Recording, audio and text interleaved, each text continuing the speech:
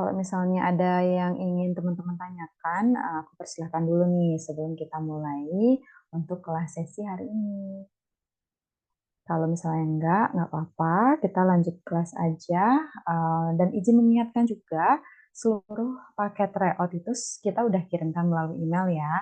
Jadi teman-teman bisa kerjakan soal-soal tryoutnya itu ya di waktu-waktu senggang. Kalau bisa saran sih setiap Sabtu Minggu kalian bisa refresh lagi nih ilmunya untuk mengulang-ulang soal-soal dari tryoutnya dan juga bisa dikerjakan di mana saja. Nah, untuk rekaman kelas itu ada di drive folder yang udah kita linkkan dengan email kalian. Jadi kalau misalnya sewaktu-waktu kalian pengen menyimak kembali itu bisa, teman-teman ya. Um, ya boleh, boleh Kak. Jadi sebenarnya karena waktu kalian ini terbilang cukup lama, cukup panjang ya, karena kan pendaftaran administrasi juga belum diumumkan. Jadi boleh strateginya materi dulu, biar kalau misalnya jawab soal itu kan biar mudeng lah gitu ya. Baru nanti kalian bisa lanjutkan dengan banyak-banyak tryout. Jadi nanti bisa nyambung lah gitu apa sih yang sebenarnya dibahas gitu kan. Atau apa sih yang ilmu-ilmu yang seharusnya calon administrator kesehatan tuh harus perdalam gitu. Oke, kita lanjut lagi ya. Ini buat kelas malam ini mudah-mudahan ada kuisnya ya. Kalau enggak, berarti kuis dari kami aja ya. Yang jumlahnya bervariasi, kadang 80, kadang 90, kadang juga hanya 5 atau 10 gitu. Oke, izinkan aku untuk share screen ya teman-teman.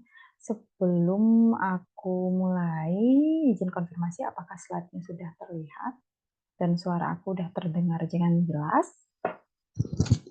Teman-teman ada 12 orang yang udah hadir di kelas. Oke. Jadi hari ini kita ada 2 topik nih teman-teman. Slide-nya lumayan banyak ya. Tapi mungkin nggak akan aku baca gitu ya semua. Tapi akan aku jelaskan inti-inti serta gambaran-gambaran soal yang pernah aku temui saat tes dulu maupun saat teman-teman kalian tes di tahun lalu ya untuk yang P3K. Jadi teman-teman, sebenarnya di administrator kesehatan itu ya, kita itu bergabung ya atau dapat tergabung dalam berbagai program teman-teman.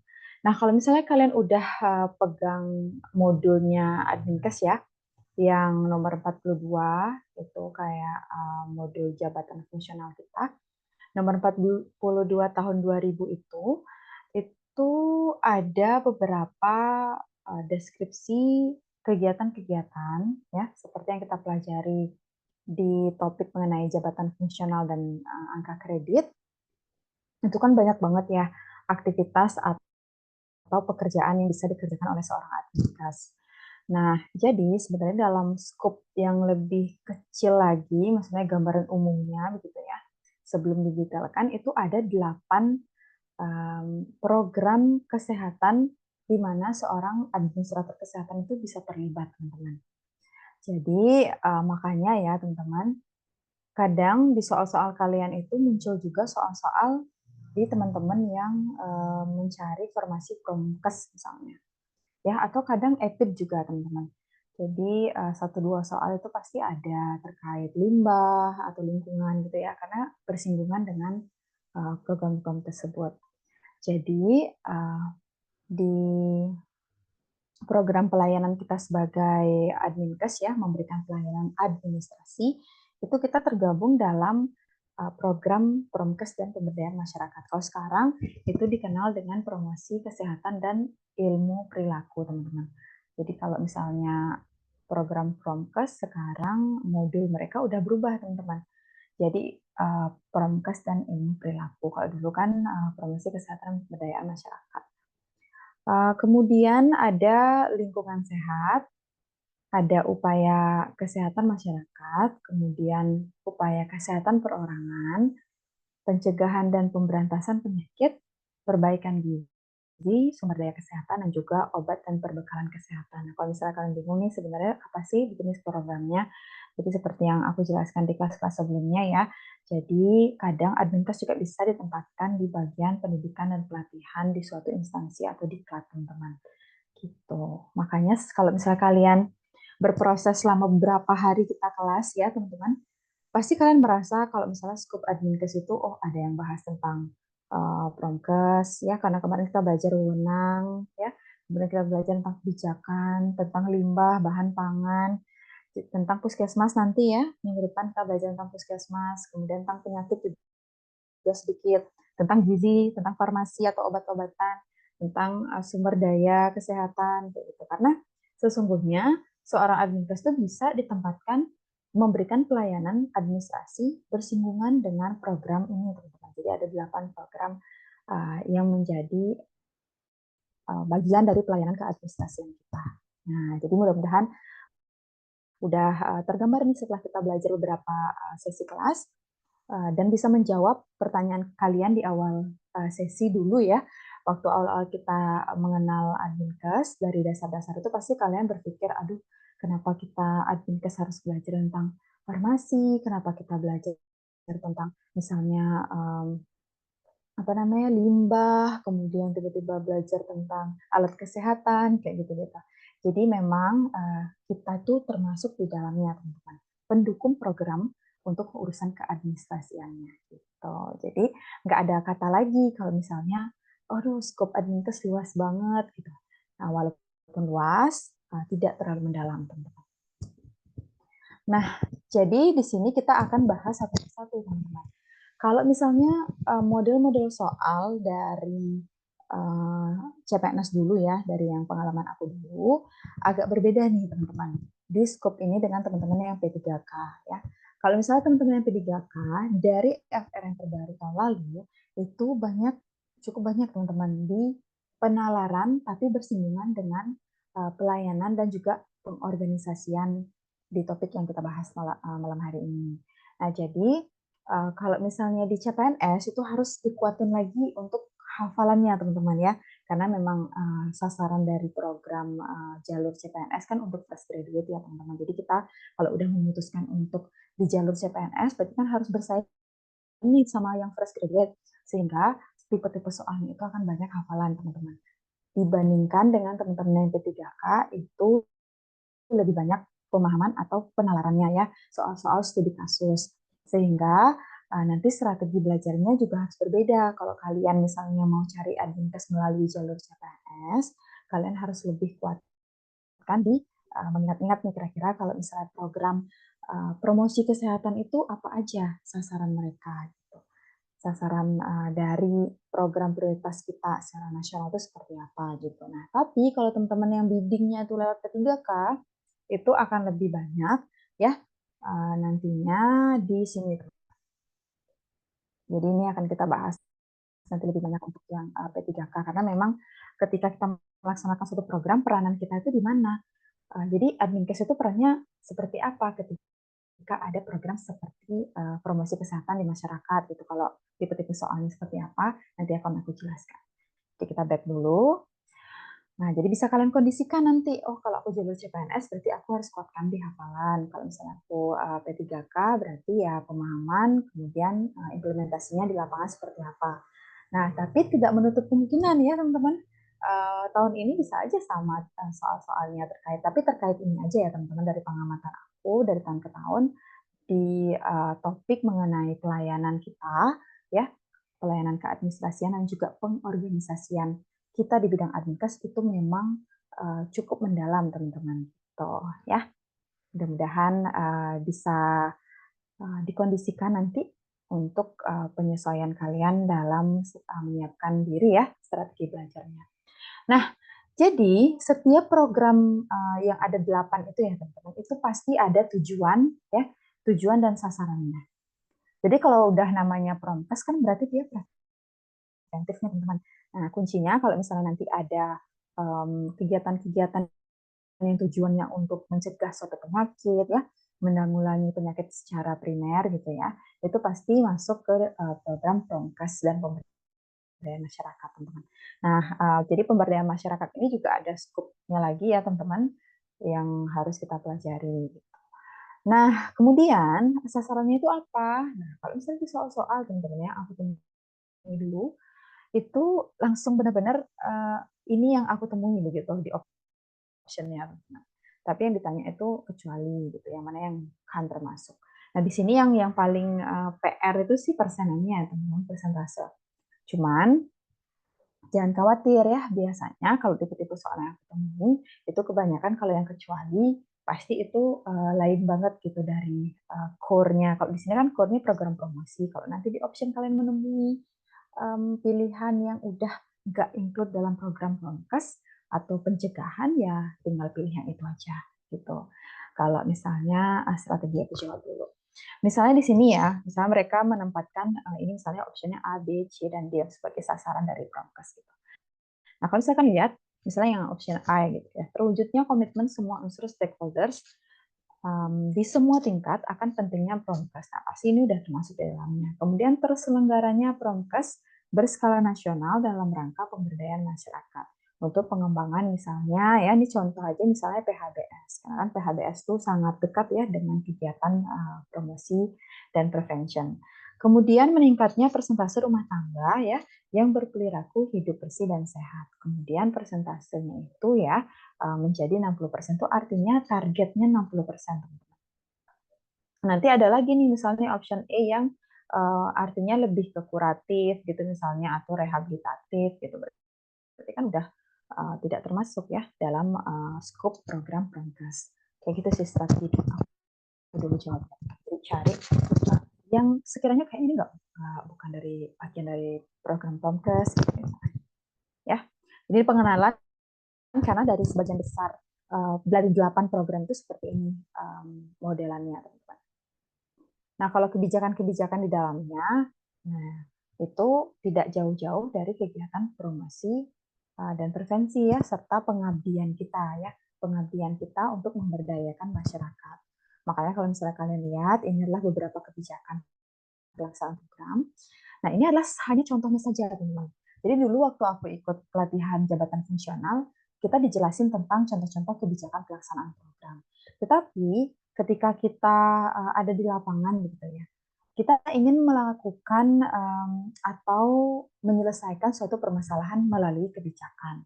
Jadi kalau misalnya kalian menemui suatu kasus yang tidak terlalu parah gitu ya, mild gitu, yang artinya dampaknya ke masyarakat itu tidak terlalu membahayakan gitu ya, dan hanya diperlukan suatu kebijakan pencegahan gitu misalnya, atau promosi, melaksanakan edukasi gitu misalnya. Jadi kita merancang sendiri programnya gitu, program kebijakan itu dari kasus yang kita temui. Sehingga yang ada di modul itu hanya sebagai contoh saja, teman-teman. Ini hanya contoh kebijakan yang mengarah kepada program promosi kesehatan dan juga pemberdayaan masyarakat. Gitu. Jadi kalau misalnya kalian berpikir apakah aku harus menghafal semua kebijakan pelaksanaan program di dalam modul, kalau dari pengalaman aku, enggak ya teman-teman. Jadi dari dosen yang dulu ngajarin aku waktu di Klat Javong ini mengatakan kalau yang di modul itu hanya sebagai contoh saja ya, kegiatan-kegiatan yang bisa diimplementasikan sebagai program prokes dan juga program pemberdayaan. Ini hanya inspirasi aja kayak gini loh program prokes dan juga pemberdayaan masyarakat. Oke, agak noisy. Oke. Jadi misalnya contohnya mengembangkan UKBM gitu misalnya, atau kemudian meningkatkan kesadaran masyarakat agar apa? Agar berperilaku hidup bersih dan sehat misalnya. Kemudian mengembangkan jejaring promosi. Oh ya, kayaknya apakah kita udah pernah bahas ya? Aku lupa ya. Jejaring kayaknya udah ya, jejaring dan jaringan puskesmas serta rumah sakit itu kalian harus pelajari lebih lanjut ya terkait topik mengenai rumah sakit. Itu biasanya selalu ada teman-teman setiap tahunnya. Siapakah jejaring atau jaringan puskesmas? Itu biasanya ada posyandu, pos lansia terpadu, remaja terpadu, dan sebagainya. Kemudian ada juga rumah sakit, misalnya siapa jejaring dan jaringannya. Itu kayaknya udah pernah kita bahas ya. Flashback aja karena kebetulan aku notice ya. Kemudian misalnya memberdayakan dalam kesiapsiagaan penanganan masalah darurat kesehatan. Jadi semua kegiatan ini intinya pokoknya terkait POMKES dan pemberdayaan masyarakat. Gak perlu dihafaz, tapi ini hanya inspirasi aja. Yang perlu palingan ini ya untuk sasarannya seperti apa. Kemudian, nah kita balik ke yang tadi aku bilang, kenapa penting ya. Karena beberapa peran adminkes itu menurut teman-teman yang baru pertama kali misalnya ya mengikuti tes adminkes dan menemui soal-soal studi kasus, pasti merasa di semua option itu benar semua, tapi kurang memahami sebenarnya peran kamu tuh apa sih sebagai adminkes di dalam suatu program. Nah, jadi kalau misalnya teman-teman udah sempet cek Moodle nih ya, kalau misalnya ya, kalian itu terlibat, ini aku langsung studi kasus dari contoh soal tahun lalu ya yang ditemui sama teman-teman kalian yang tes sebelumnya. Ketika misalnya contohnya di sebuah puskesmas, ada tenaga promkes, ada juga tenaga adminkes, tergabung di dalam suatu bidang. Nah, apakah adminkes akan ikut mensosialisasikan program yang ada di puskesmas? Notabene tugas itu dilaksanakan sebenarnya oleh tenaga promkes. Jadi teman-teman, ketika kalian menemui sebuah kasus di mana kalian merasa, oh aku dulu biasa kok waktu KKN memberikan sosialisasi kepada masyarakat secara langsung. Tetapi sebagai seorang adminkes, tupoksi kalian itu tidak langsung berhubungan dengan pasien, tidak langsung berhubungan dengan masyarakat. Sehingga kalian itu dianggap tidak memiliki kompetensi untuk bisa menyentuh atau bersentuhan langsung begitu ya, dalam artian bukan menyentuh ya teman-teman, tapi seperti halnya langsung berinteraksi gitu. Tapi kalian itu adalah administratornya, kalian adalah tenaga administrasinya. Sehingga kalau kalian lihat di sini ya, kegiatan pokok, karena ini akan mirip-mirip dengan program yang lain ya, ini adalah basicnya teman-teman. Jadi ada kegiatan pokok di mana di sanalah peran kalian. Oh, ketika misalnya di Puskesmas berencana mensosialisasikan program percepatan penanganan stunting di kecamatan C gitu misalnya. Nah, ketika kalian berperan sebagai adminkes di sini, pasti kalian tidak akan ikut untuk menjadi edukator atau orang yang menyampaikan materi mengenai bagaimana caranya menanggulangi stunting. Tetapi kalian itu akan membantu untuk apa? Misalnya mengembangkan media promosi tentang stunting, kemudian menggunakan teknologi komunikasi, informasi, dan edukasi untuk penyampaian bagaimana bisa mendukung gitu ya tenaga promkes untuk menyampaikan media sosialisasinya seperti itu misalnya. Kemudian kalian berhubungan dengan pihak desanya atau kecamatannya. Kalau misalnya di sini tuh akan ada sosialisasi tentang penanggulangan stunting gitu misalnya. Kemudian kalau misalnya sasaran kalian sekolah-sekolah, kalian yang berhubungan dengan pihak sekolah misalnya mengirim surat kerjasama atau sampai kita bisa membuat MOU. Jadi MOU itu kalau kalian lihat ya di deskripsi pekerjaan saya sebagai adminkes itu masuk di dalamnya teman-teman. Jadi menyusun seperti program kerjasama. Nah MOU itu salah satunya teman-teman ya. Kemudian membuat telaahan, membuat kerangka acuan bagaimana kegiatan itu akan dilaksanakan, siapa penanggung jawabnya.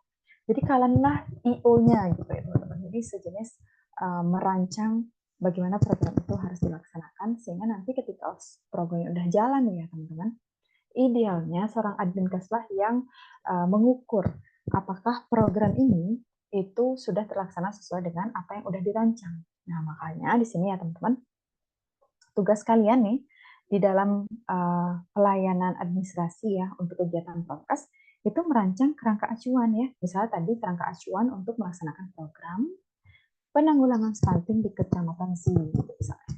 Kemudian saat kalian rapat-rapat gitu ya di level kecamatan dengan Pak Camatnya misalnya, ini sebagai contoh aja, mengumpulkan semua kepala puskesmas, kemudian mengumpulkan juga kader-kader. Nah, pada saat rapat pasti dibutuhkan notulen. Nah, biasanya kalian membuat notulennya. Kemudian kalau misalnya nanti program udah jalan, ada data-data yang harus diolah, kalian yang mengolah data ya. Makanya sebenarnya ya teman-teman, Adminkes itu dulu waktu kita kuliah ya, yang background ilmunya SKM nih, yang di bidang AKK, itu dapat bekal tools untuk analisis teman-teman.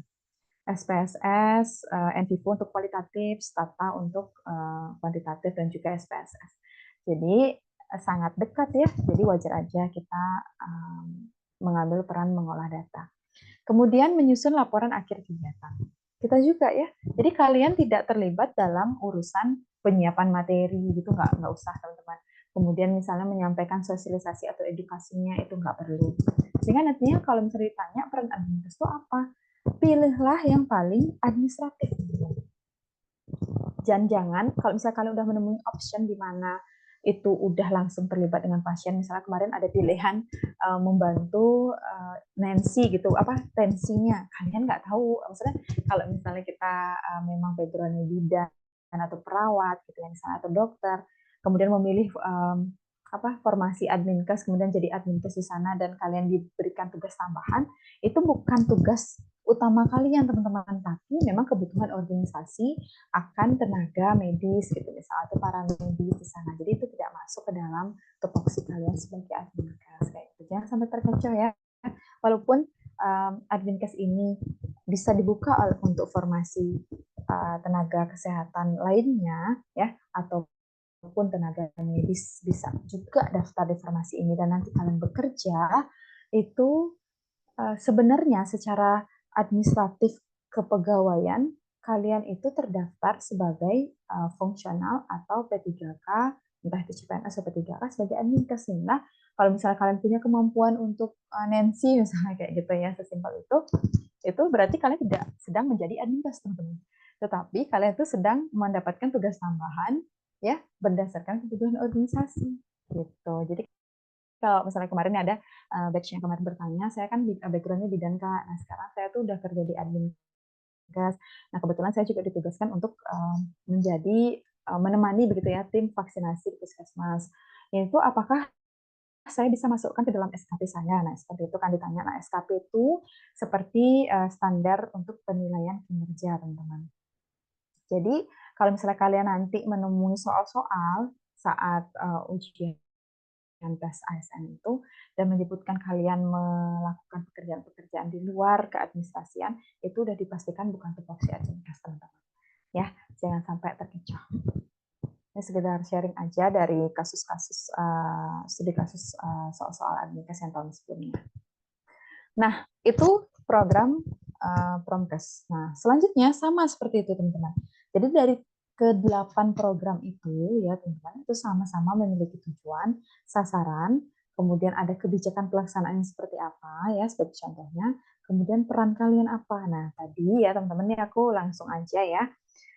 Di kegiatan Promkes tidak ada membuat draft perda, teman-teman. Dulu waktu aku tes CSN ya teman-teman di tahun 2021, itu benar-benar kelihatan seperti ini teman-teman. Oh, karena kalau misalnya program Promkes itu apa aja kegiatan pelayanan keadministrasiannya gitu. Jadi aku ya pilihnya perda ini teman-teman, karena nggak ada di Promkes. Kalau kalian notice tadi ya di sini tidak ada ya. Jadi harus diperhatikan yang mana aja. Selebihnya sama, menyusun kerangka acuan, notulen, ngolah data, kemudian tidak ada draft program perda ya. Kalau yang di Promkes, kalau di lingkungan sehat itu ada. Nah, program lingkungan sehat itu seperti apa? Jadi di sini sama kayak program sebelumnya, ada targetnya begitu teman-teman. Jadi kalau di lingkungan sehat ya meningkatkan persentase keluarga menghuni rumah yang memenuhi syarat seperti misalnya penggunaan air bersih kayak gitu. Kalau misalnya persentase dulu apakah aku hafalin persentasenya? Enggak ya teman-teman. Jadi aku tuh udah kayak relain aja kalau misalnya ada soal-soal yang ada persentasenya itu aku skip aja gitu ya, nggak usah hafalin persentase ini ya, lebih penting mempelajari topik yang lain atau memperkuat topik lain. Kebetulan ya untungnya waktu aku tes kemarin tidak ada persentase-persentase yang dicantumkan teman-teman. Jadi hanya mencantumkan misalnya meningkatnya persentase yang menghuni rumah yang memenuhi syarat kelayakan kayak gitu misalnya. Jadi nggak yang men-spot persentasenya berapa gitu dari pengalaman aku pribadi. Kemudian kalau lingkungan sehat juga tersedianya dan tersosialisasikannya kebijakan dan pedoman serta hukum yang menunjang program yang terdistribusi hingga ke desa. Kemudian misalnya surveillance ya, penanggulangan outbreak ya kayak KLB gitu, wabah itu harus ada ya. Kemudian adanya alat, bahan, atau reagen untuk pengendalian faktor risiko dari mungkin penyakit-penyakit yang ada di daerah tersebut, gitu teman-teman. Jadi itulah caranya untuk memahami. Ketika kita udah baca nih, misalnya sasaran program lingkungan sehat itu apa, ya udah habis itu kita pahami, oh tadi Promkes ada kegiatan ini. Kalau di program lingkungan sehat ada ini sasarannya kayak gitu. Ya. Nah, ini beberapa contoh dari kebijakan pelaksanaan program dari lingkungan sehat ya, teman-teman. Nah, intinya sebenarnya dalam program lingkungan sehat itu kan gimana kita bisa mewujudkan lingkungan masyarakat itu bisa dikategorikan sehat gitu. Jadi ya istilahnya harus ada kebijakan-kebijakan untuk mendorong ya, untuk mendorong terwujudnya lingkungan sehat, baik itu dari sektor sasarannya masyarakat sampai ke komitmen pimpinan gitu teman-teman. Ya, ini hanya contoh-contohnya aja, nanti kalian bisa baca-baca lagi.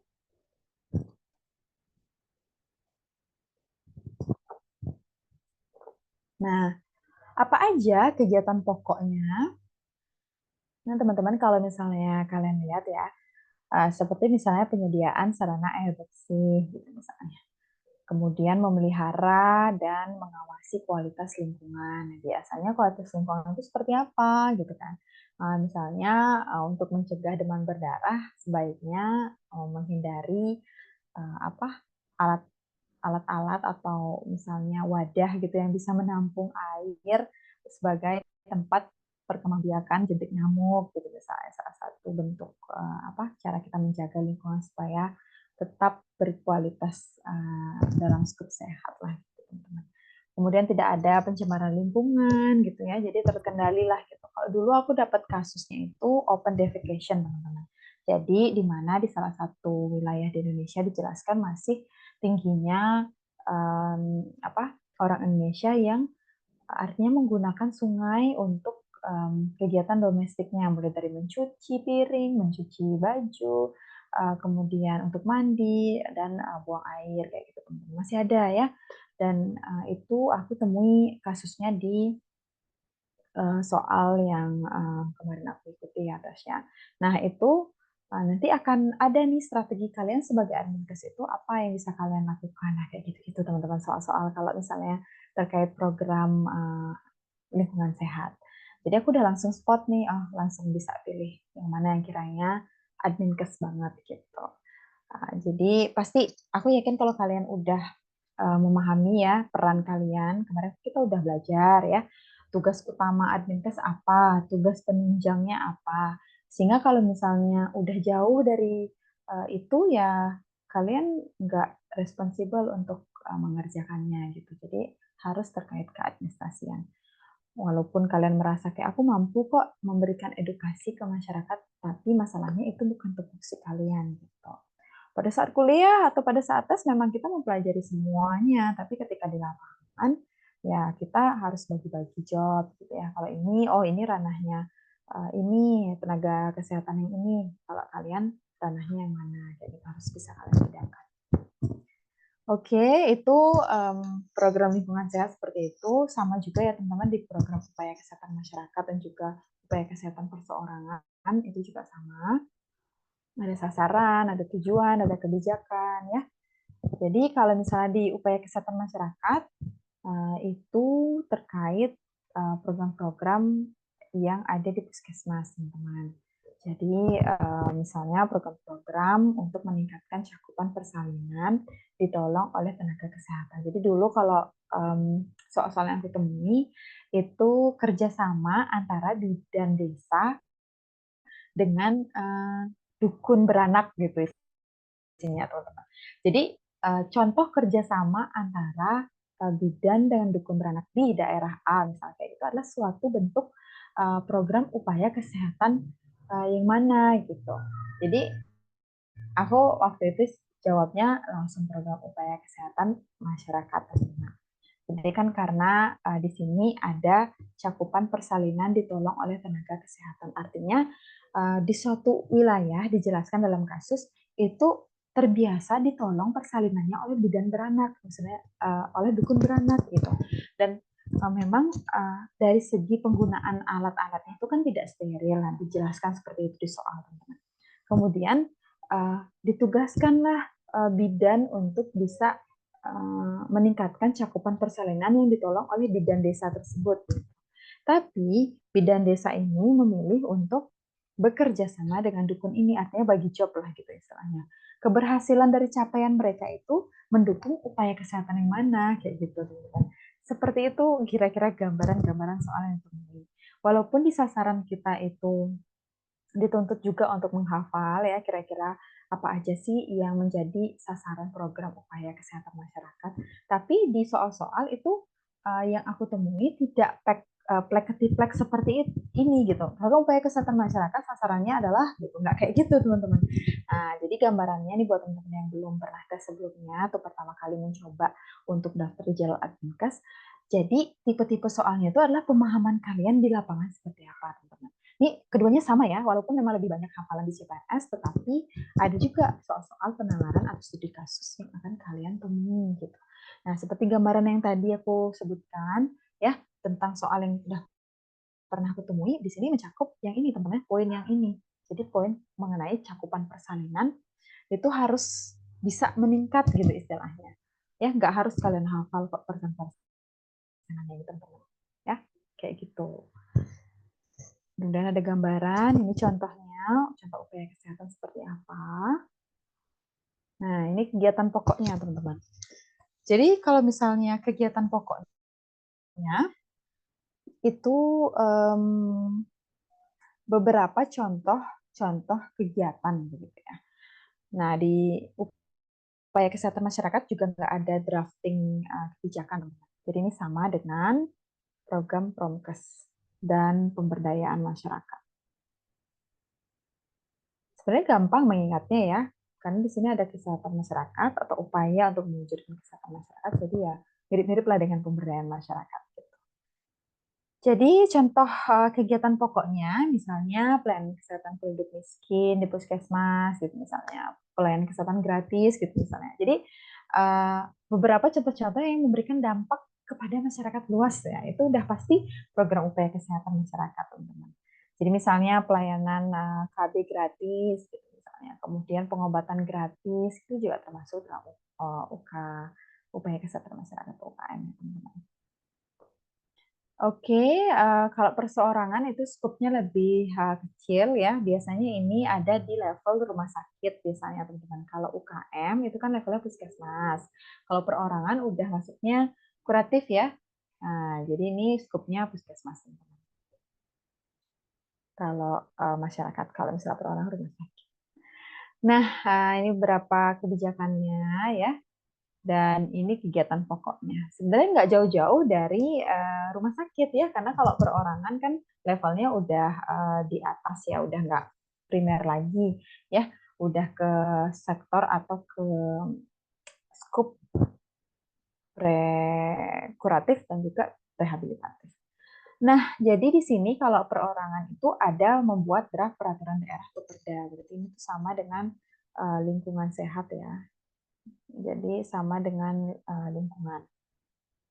Nah, kalau misalnya kalian itu sebagai adminkes, kan aku juga udah pernah cerita juga di sesi-sesi sebelumnya, ketika kalian udah mencapai di level madya atau di level tertinggi dari jabatan adminkes, kalian itu akan sering-sering sekali menyusun draft peraturan daerah bersama dengan DPR, bersama dengan Sekda, kayak gitu teman-teman.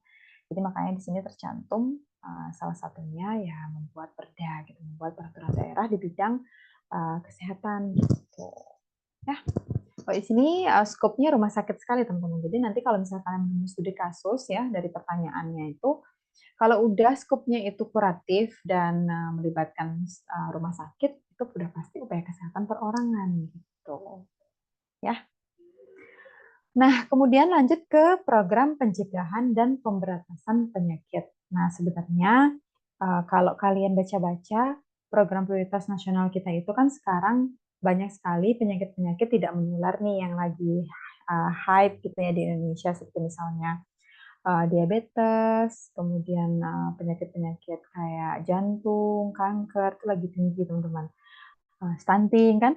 Jadi itu juga perlu kalian pelajari nanti ya, program-program pencegahan dan program-program pemberantasan penyakit dari yang sedang concern gitu. Kalau dulu di tahun-tahun sebelumnya itu sering dibahas tentang COVID teman-teman, tapi mulai tahun lalu COVID udah nggak terlalu banyak soalnya. Tapi di tahun 2022 itu cukup banyak soal-soal mengenai bagaimana sih caranya untuk mencegah penyebaran COVID gitu. Nah, kalau sekarang kalian harus concern, misalnya program fokus nasional kita seperti apa. Nah, kemudian fokus penyakit kita tuh sekarang ranking penyakitnya itu apa yang nomor 1, 2, 3 gitu. Misalnya penyakit jantung menempati posisi teratas. Nah, program pencegahan yang dilakukan oleh pemerintah kita itu seperti apa? Oh, misalnya mengkampanyekan Germas, program Germas misalnya, gerakan masyarakat hidup sehatnya. Misalnya setiap hari Jumat itu ada senam jantung sehat gitu ya. Jadi seperti itu teman-teman soalnya. Jadi tiap tahun yang berganti itu adalah concern pemerintah terhadap penyakit yang akan ditanggulangi gitu. Itu aja sih gambarannya. Kalau di sini kan sasarannya itu beberapa hal mengenai pencegahan pemberantasan penyakit. Mungkin saat modul ini disusun masih concern di penyakit ini teman-teman ya. Oh, kalau ini demam berdarah masih bisa relevan ya karena masih banyak di Indonesia. Misalnya KLB dengan HIV dulu sempat merebak ya. Kalau sekarang itu lebih concern ke penyakit degeneratif ya teman-teman. Nanti kalian bisa cek ya di websitenya Kemenkes, rajin-rajin dibuka ya mengenai concern penyakit-penyakit setiap tahunnya itu kan beda-beda ya. Tahun lalu itu banyak kelihatan juga mengenai penanggulangan atau program untuk kanker ya dengan teknologi nuklir. Nah, lagi happening itu teman-teman. Nah, kalau tahun ini apa? Nanti kalian bisa cek. Kalau tahun lalu itu ada soal dari teman kalian keluar tentang bagaimana program pemerintah menanggulangi penyakit kanker itu salah satunya dengan teknologi terbarukan yaitu menggunakan teknologi nuklir kayak gitu. Jadi sebagai gambaran aja. Nah, sama ya bisa ada perdanya. Tadi yang nggak ada perda apa, yang ada perda apa itu yang harus diingat. Kalau yang lainnya selebihnya sama. Perbaikan gizi. Nah, kalau gizi dari 2 tahun lalu ya teman-teman, dari tahun 2022 itu concern sekali, ini selain ada yang ada di modul ya teman-teman, concern sekali di bidang stunting teman-teman. Jadi pemberian makanan tambahan ya, makanan tambahan sama tablet tambah darah untuk remaja. Nah ini yang concernnya ya untuk program gizi yang sedang running di masyarakat dari program prioritasnya Kemenkes. Nah, caranya gitu teman-teman, walaupun kalian melihat ini kayaknya udah usang modulnya, tapi tetap bisa mengarahkan kita teman-teman. Misalnya, oh program perbaikan gizi masyarakat. Apakah kita menyasar yang ini aja? Ini masih tetap ya teman-teman, karena program prioritas nasional kita masih concern di kesehatan ibu dan anak. Nah, cocokkanlah dengan program kita yang terbaru. Misalnya, gizi masyarakat. Ini kan luas banget kan gizi masyarakat, gizi apanya gitu kan? Apakah BBLR, ya apakah concernnya gizi di lansia atau di anak-anak atau di remaja. Nah kebetulan pemerintah kita sedang concern di bidang stunting teman-teman. Kayak gitu ya. Bagaimana pembiayaan BOK stuntingnya? Nah itu yang harus kalian cari ya. Itu teman-teman strateginya aku dulu ya, makanya bisa langsung bold dari pengalaman aku karena aku menggunakan modul itu, walaupun teman-teman aku bilang itu kan modul udah usang wit, kayaknya nggak ada deh soal-soal di sana gitu. Tapi cara aku belajar kayak gitu teman-teman, makanya aku bagikan sekarang ke kalian. Strateginya adalah ketika kalian udah tahu nih skop kemampuan seorang adminkes itu memahami tentang program gizi masyarakat, kita cari di websitenya Kemenkes gitu. Ini bisa berubah-berubah ya teman-teman. Kalau misalnya stunting, mungkin masih relevan di tahun ini, tahun depan bisa jadi aja berbeda gitu. Jadi concernnya itu beda-beda. Kalau dulu aku gizi masyarakat nggak stunting teman-teman soal-soalnya, tapi aku ingat ya, terkait BBLR dan juga akses KB teman-teman bagi ibu-ibu yang ada di daerah pedalaman gitu. Karena kan mereka nggak percaya atau tidak mau menggunakan KB gitu. Dulu makanya ada inisiatif Kampung KB. Nah, kalau kalian masih ingat ya, ini buat para nakes, dulu inisiatif nih pemerintah kita untuk merancang yang namanya Kampung KB. Nah, itu yang hype dulu. Tapi udah nggak disinggung lagi di soal Adminkes mulai dari 2 tahun terakhir itu stunting yang lebih banyak. Nah, itu strateginya teman-teman ya. Udah dari gambaran untuk menggunakan modul ini ya, cara menggunakan modulnya dengan kita. Ini untuk program perbaikan gizi ya, itu ada beberapa contoh kegiatan pokok sama kegiatan pelaksanaan program ya. Kalau ini masih relevan sekali teman-teman, karena program prioritas nasional kita masih mencakup kesehatan ibu dan anak ya. Jadi seperti program menyusui ASI eksklusif, kemudian ibu yang disarankan untuk tidak melahirkan terlalu dekat, terlalu banyak ya kayak gitu-gitu teman-teman. Juga untuk KB juga masih ada. Di tahun lalu lebih banyak stunting sih teman-teman. Jadi nanti bisa kalian baca-baca lagi program-program pemerintah mengenai stunting. Nah, kalau dulu ya teman-teman aku sambil karena mumpung ingat ya. Nah, ini juga ada perdanya. Ini sama aja dengan program yang lain. Ini sama untuk 8 program itu sama seperti ini, yang membedakan hanya draft peraturan daerah saja teman-teman ya. Aku jadi ingat kalau dulu ya teman-teman, di zaman aku tes dulu, kita ada yang namanya ini buat teman-teman yang baru pertama kali tes di SKB itu kita ada 2 kemampuan sebenarnya teman-teman untuk SKB CPNS ya. Kalau P3K kan memang kompetensi teknis saja.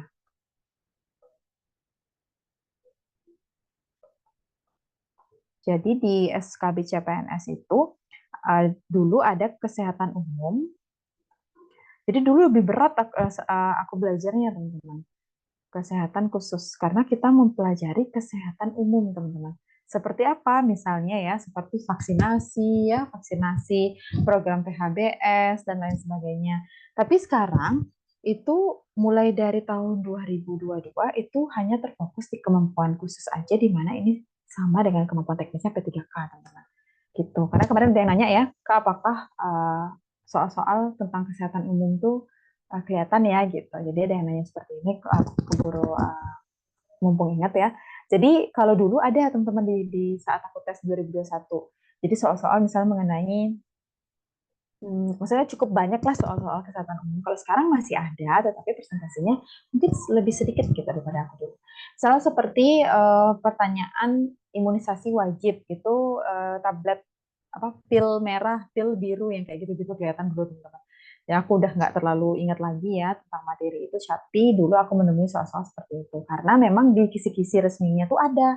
Nah, in case nanti kalau misalnya tiba-tiba muncul lagi kisi-kisi kesehatan umum ya, tenang aja, kita ada modulnya yang bisa kalian pelajari. Jadi nanti akan kita bagikan juga kalau misalnya di kisi-kisi yang terbaru itu ya di tahun ini tuh ada.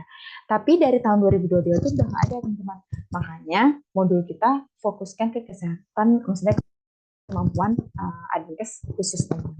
Benar-benar menjawab ya, karena sambil sharing juga ke teman-teman yang lain. Nah ini kalau SDK sumber daya kesehatan di suatu instansi gitu ya. Biasanya yang dibahas adalah rasio-rasio. Dulu waktu aku zaman tes tuh kelihatan teman-teman ya, rasio apoteker yang kelihatan. Mungkin bisa dicek ya, nanti kalian bisa, misalnya kalau 10.000 penduduk, 100.000 penduduk maaf, berarti dokternya ada 24 kayak gitu. Puskesmas memiliki tenaga dokter itu biasanya berapa, 80% gitu misalnya. Jadi kayak rasio yang dibutuhkan. Kalau misalnya ada warga 100.000 gitu, berarti sarjana kesehatan masyarakatnya itu harus minimal 35 gitu. Kalau bidannya, kalau 100.000 harus ada bidan berapa? 100 kayak gitu. Jadi ini idealnya ya teman-teman, walaupun ya seperti yang kita ketahui kalau apalagi puskesmas yang ada di daerah pedalaman terpencil, pinggiran kayak gitu-gitu atau di daerah 3T lah begitu ya. Itu sangat sulit untuk memenuhi rasio yang sudah ditetapkan gitu teman-teman. Ini hanya idealnya aja yang ditampilkan. Nah, sama ya. Jadi peran Adinkes cuma ini aja teman-teman. Pokoknya ini aja. Kalau nanti di option nggak ada ini berarti salah ya. Pilih yang salah kalau misalnya ditanya kecuali. Pokoknya menyusun KAK, menyusun laporan, menyusun perda, mengolah data, bikin notulen. Kalau udah di luar skop ini, udah pasti bukan Adinkes tugasnya. Ya, di obat dan perbekalan kesehatan juga sama ya teman-teman. Jadi memastikan ketersediaan obat, karena kan kalian mengatur distribusi obat ya, pengadaan obat itu ya untuk anggaran. Kalian juga belajar anggaran teman-teman sebagai adminkes, makanya kalian belajar BOK, belajar dak fisik, dak non fisik gitu, karena kalian menganggarkan gitu pengadaan dari sediaan farmasi dan alat kesehatan atau perbekalan kesehatan. Gitu kira-kira ya teman-teman untuk bahasan mengenai program ya, ada 8 program. Mudah-mudahan memberikan gambaran ya tentang tipe-tipe soal. Kita juga tadi bahas tentang peranan adminkes di mana saja ya, terfokusnya. Jadi jangan sampai terkecoh. Ini kita latihan soal dulu. Jadi ini tipe soal yang aku rancang seperti dulu soal-soal yang aku temui. Jadi banyak sekali soal-soal yang aku temui dulu. Nggak tahu ya apakah pembuat soalnya itu memang merancangnya seperti itu untuk mempermudahkan kita menjawab atau gimana. Karena menurut aku ketika ada soal kecuali, bukan, itu udah bonus teman-teman. Mudah-mudahan aku nggak keliru ya nyusunnya soalnya. Kira-kira untuk lingkungan sehat itu seperti apa? Misalnya di sini keluarga menghuni rumah dengan memenuhi syarat kesehatan gitu ya. Kemudian air bersih, jamban, tempat-tempat umum. Nah, jawabannya adalah B ya, teman-teman. Yang bukan itu nggak harus 100% kok. Jadi, aku tuh pernah menemukan soal seperti ini, teman-teman. Jadi, aku pilih yang 100% karena target itu jarang sekali yang 100%. Ada memang ya, ada teman-teman ya. Misalnya penerapan standar pelayanan minimal itu kan harus 100%, tuh udah pasti 100%. Namanya juga udah minimal, masa kurang lagi dari 100% gitu. Itu cara aku artinya memahami konteks soalnya, teman-teman. Jadi ketika ada target yang terlalu ambisius, ada yang terlihat muluk-muluk gitu, udah pasti nggak bisa ya teman-teman, apalagi kondisi Indonesia di mana akses terhadap air bersihnya itu tidak merata ya di setiap wilayah. Sehingga harus dipastikan jawabannya mungkin target dari persentase keluarga menggunakan air bersih itu menjadi 100%. Itu teman-teman ya. Mudah-mudahan bisa menjadi inspirasi untuk kalian dalam menghadapi soal-soal nantinya ketika kalian nggak bisa, artinya kayaknya nggak mungkin aku bisa menghafal semua angka-angka persenan dari sasaran-sasaran program dari pelayanan keadministrasian seorang adminkes.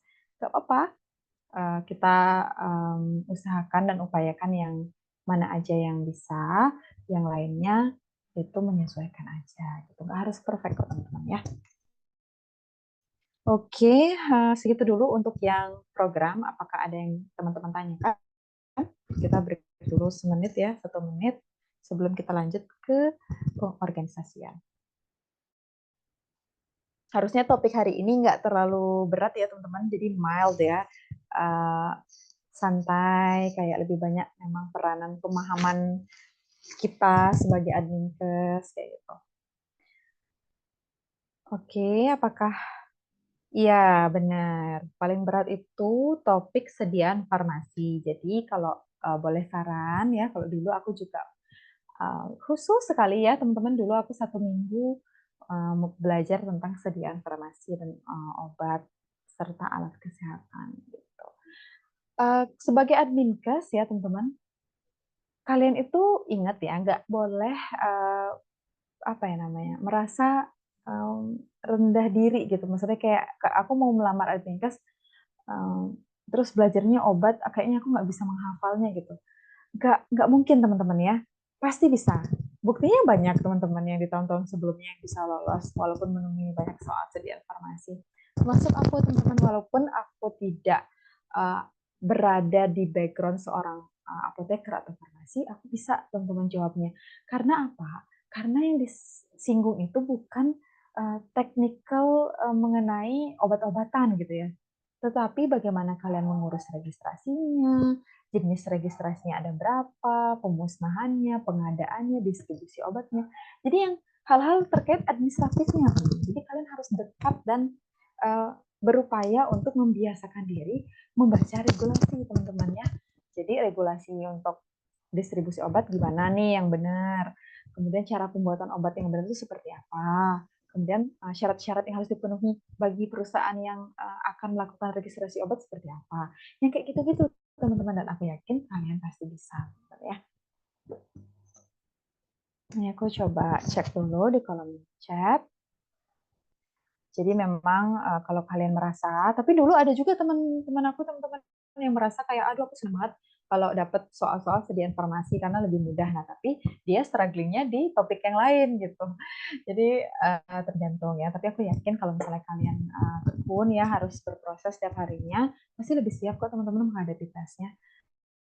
Jadi jangan khawatir kalau kalian merasa, oh ini kayaknya bukan bidang aku, apa aku lamar formasi yang lain ya. Jangan terkecoh teman-teman, formasi lain juga sama ya, juga sama apa berat juga gitu. Semua, aku yakin semua formasi CSN, entah itu perawat, dokter, adlinkes, promkes, epid, itu memiliki ininya masing-masing, apa challenge-nya masing-masing gitu. Jadi ya sama aja kok kalian mau daftar dokter, kalian mau daftar apoteker ya, jadi apoteker sesuai dengan background ilmu misalnya kan, karena kalian nih banyak juga dari di luar AKK, SKM ya. Jadi kalau kalian nanti pun memilih untuk daftar yang sesuai dengan background ilmu kalian juga sama, kalian pasti akan menemukan tantangan untuk flashback lagi, belajar lagi dari awal, apalagi udah bekerja sekian tahun. Jadi ya effortnya sama aja teman-teman. Jadi sekarang niatkan aja di mana nih aku mau berjuang. Jadi harus komitmen. Kalau udah mau milih adminkes, ya seriusin belajarnya di adminkes teman-teman ya. Apalagi udah tahu nih dari FR tahun-tahun sebelumnya aku harus belajar apa aja. Lain kayak aku dulu ya. Dulu aku di tahun 2020 mulai memutuskan akan tes di tahun 2021, itu aku manual teman-teman, ngumpulin di internet, tanya-tanya ke kakak kelas, kemudian juga lihat-lihat YouTube. Jadi benar-benar ngumpulin dari awal, kira-kira apa sih yang harus aku pelajari gitu. Nah, kalau misalnya di kelas 1 kan udah langsung ke bentuk nih, langsung kayak, oh aku langsung menghemat waktu gitu, nggak kayak aku dulu harus nyari modulnya sendiri gitu ya, dari regulasi.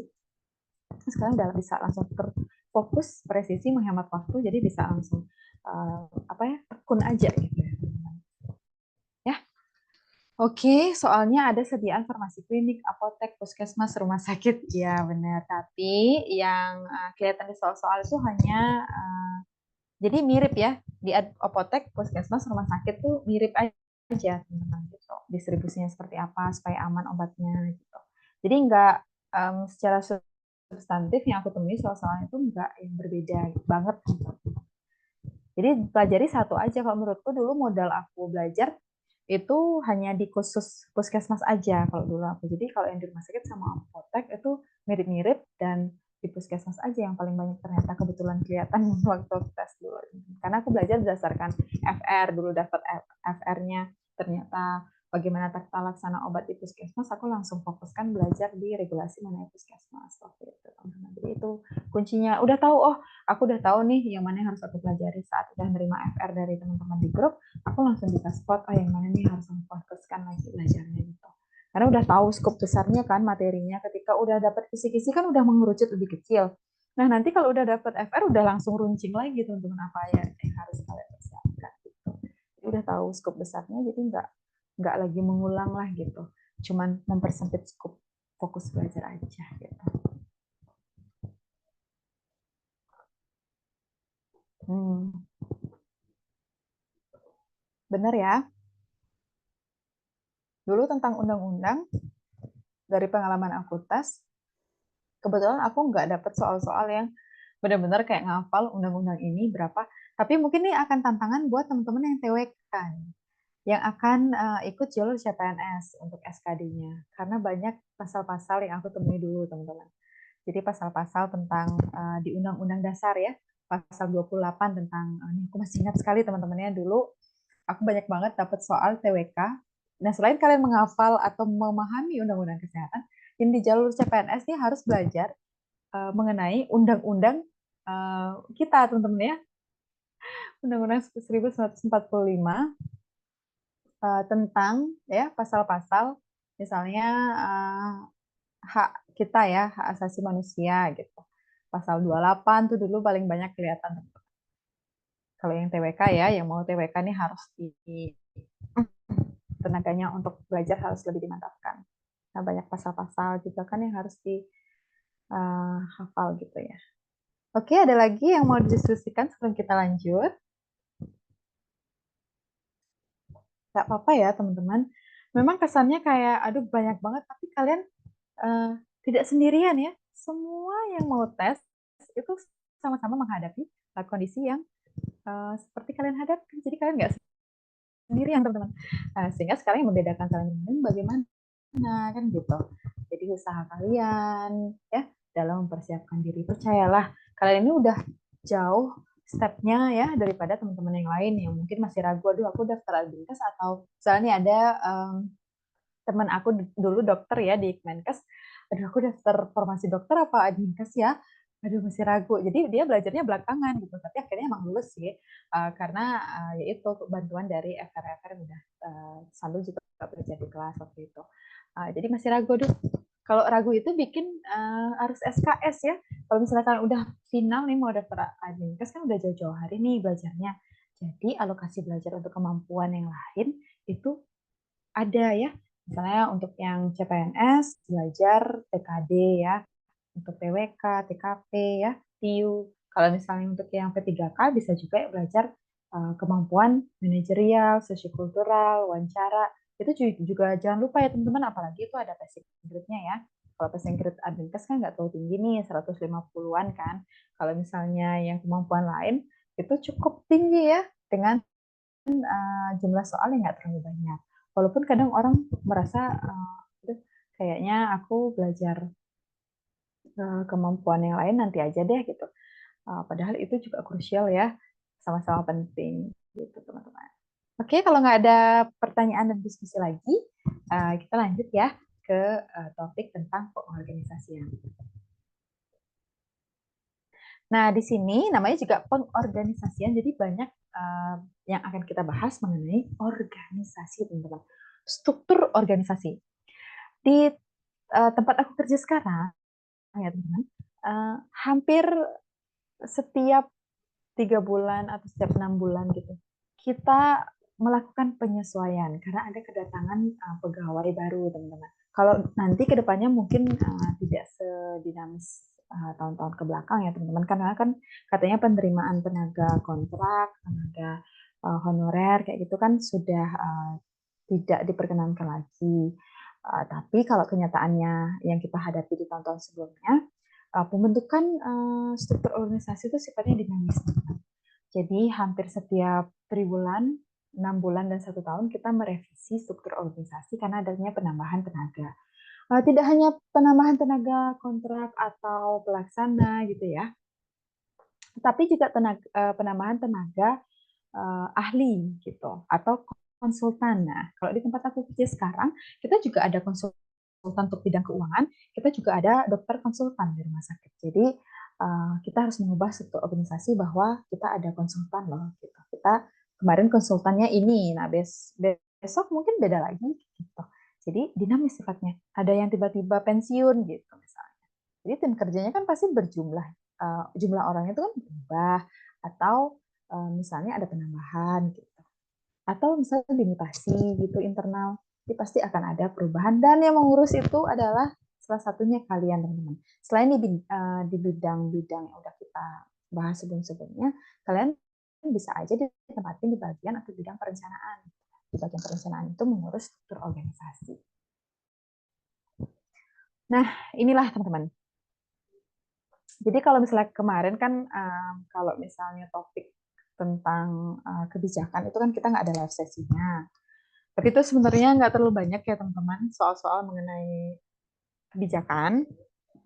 Nah, kalau misalnya yang lebih banyak itu malahan mengorganisasikan kebijakan lebih banyak.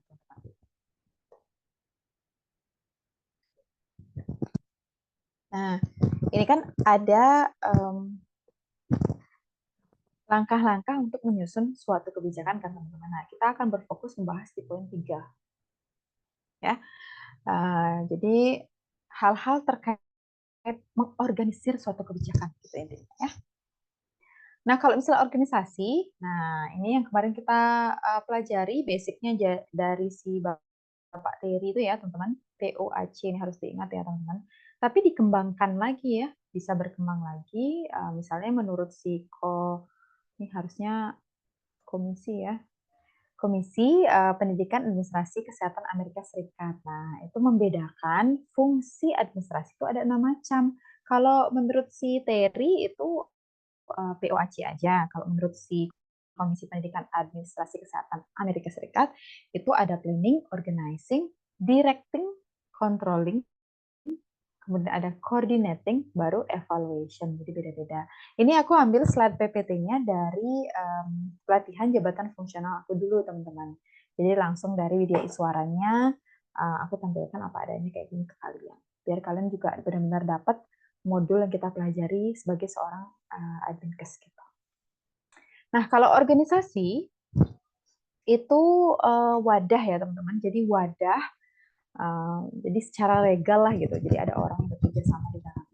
Apakah kalian nanti akan menemui soal-soal hafalan yang benar-benar kayak teori banget itu bisa jadi teman-teman. Dulu juga aku dapat pertanyaan kayak singkat secara filosofis administrasi itu kan terdiri dari kata ad dan administrasi gitu kan. Jadi ad itu artinya apa gitu.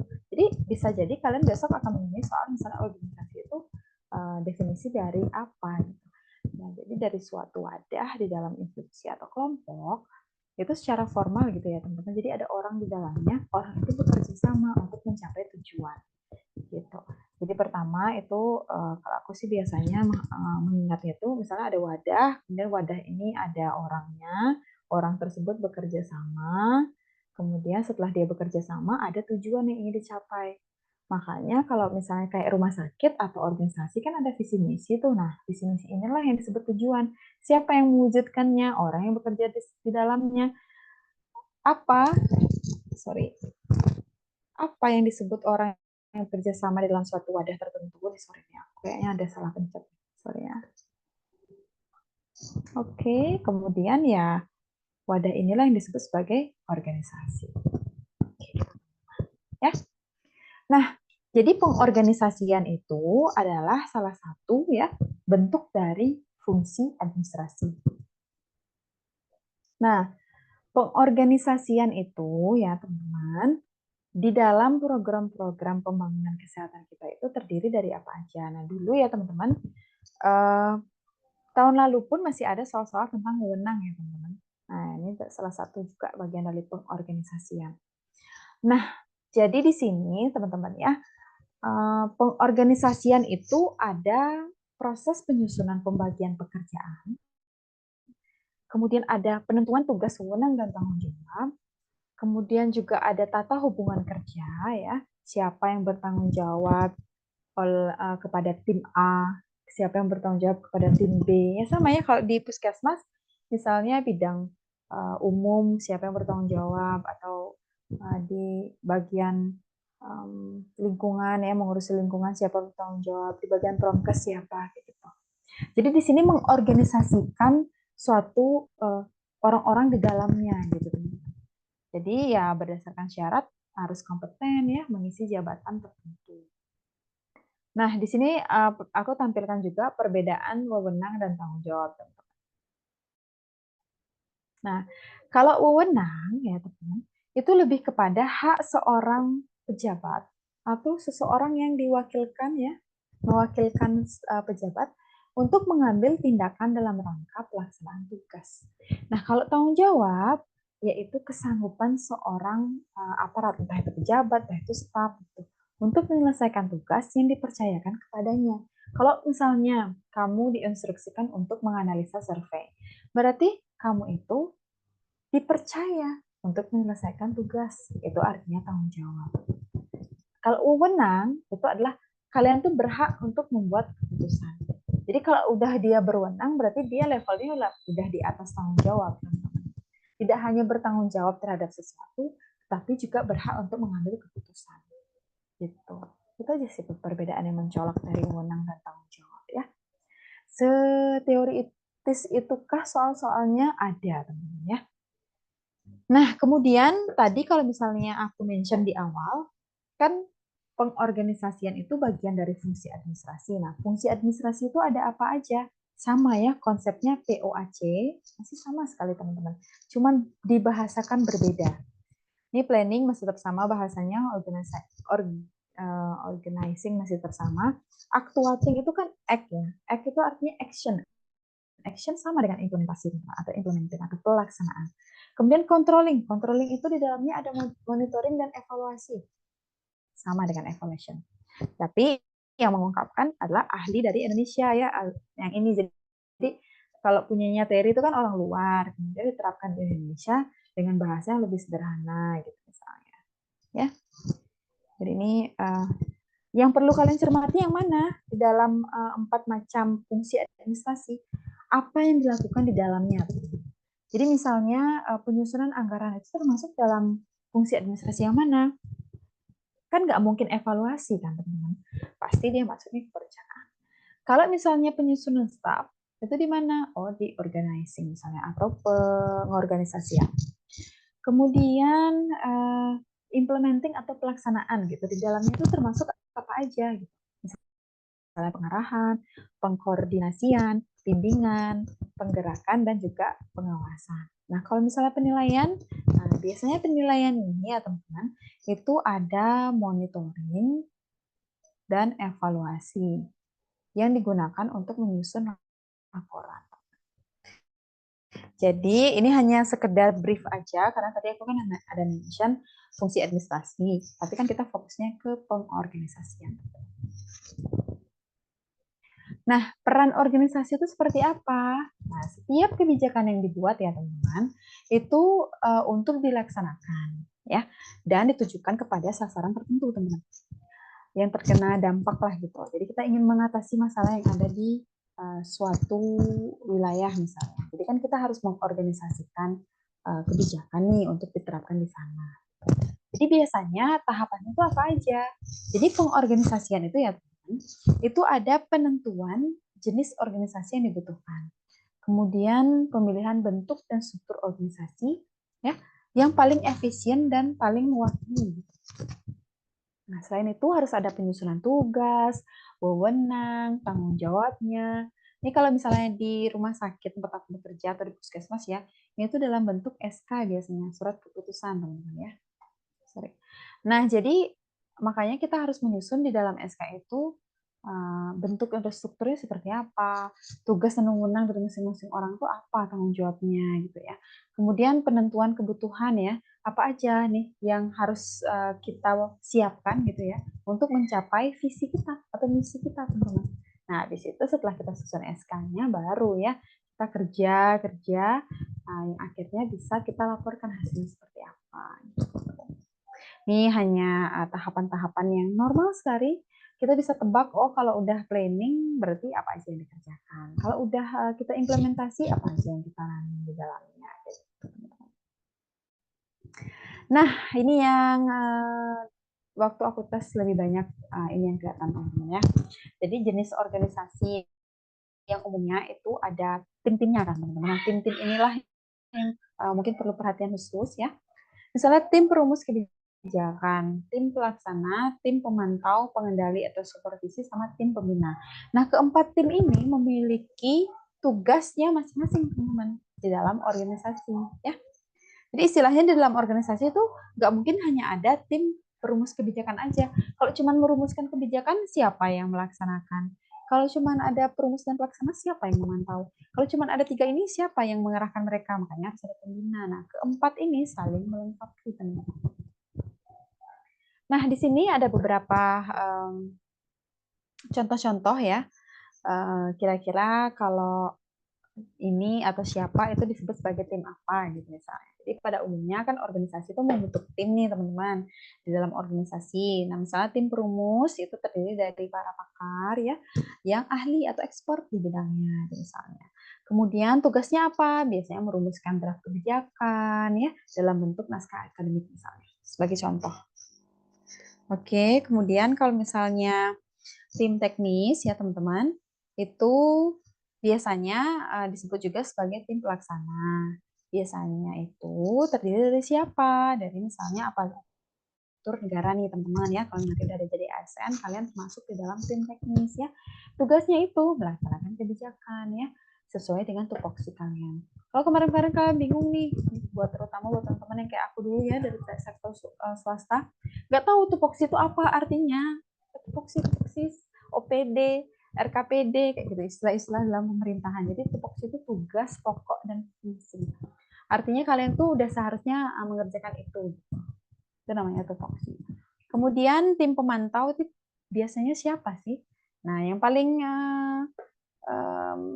biasa yang ada di pemerintahan itu inspektorat, ya BPK, lembaga akreditasi yang kemarin kita bahas. Ada juga masyarakat atau NGO pihak private sector ya teman-teman. Jadi bertugas menilai kita nggak nih yang artinya nilai secara tertulis ya teman-teman.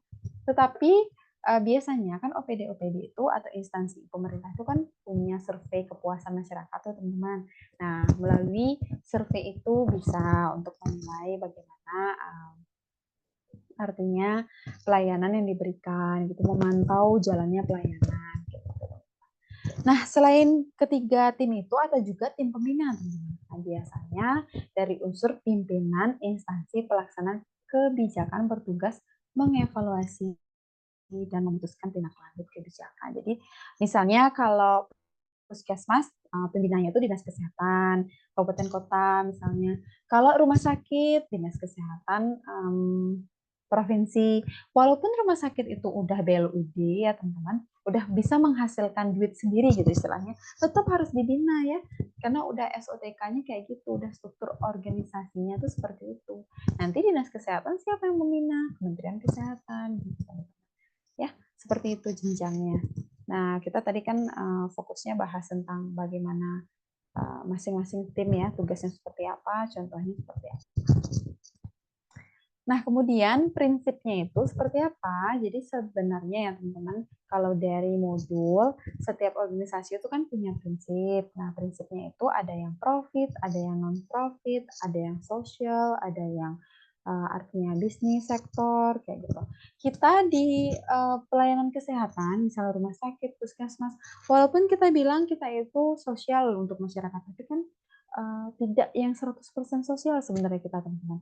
Kita di pemerintahan juga perlu menyusun yang namanya peta proses bisnis. Jadi bagaimana instansi kita itu melakukan bisnisnya di bidang kesehatan. Bukan berarti kita mencari keuntungan setinggi-tingginya gitu ya dengan memanfaatkan masyarakat gitu ya dengan layanan umum gitu, bukan seperti itu dimaksudkan. Tetapi organisasi itu bisa berjalan dengan bagus, dengan artinya sustainable berkelanjutan apabila kita tuh punya gambar yang jelas. Secara sosial program kita apa aja, secara artinya profit atau menghasilkan penghasilan yang lebih untuk bloodnya puskesmas atau bloodnya RS itu melalui program apa gitu. Jadi harus ada kelompok-kelompok tertentu teman-teman gitu. Nah kemudian harus ada komitmen ya, komitmen kerja untuk mencapai tujuan. Kemudian tupoksinya juga ya dan masa berlakunya. Kenapa aku mention di sini? Karena kadang di dalam organisasi juga harus menerapkan prinsip yang dinamis. Artinya ketika ada kegiatan mutasi internal dalam organisasi, kan pasti tupoksinya itu ada masa berlakunya, ya. Jadi ketika yang sebelumnya dia ditempatkan di bawah bidang pelayanan medik misalnya, besok setelah 2 tahun ditempatkan di bawah bidang penunjang medik gitu misalnya. Jadi ya harus sesuaikan lagi ya tupoksi itu ada masa berlakunya. Jadi nggak fix nih. Dalam artian sebagai adminkes kalian tuh nggak punya fix seperti misalnya perawat memberikan perawatan asuhan keperawatan gitu ya teman-teman. Jadi sama gitu. Kalau sebagai adminkes kalian tupoksi kalian tuh ada masa berlakunya teman-teman.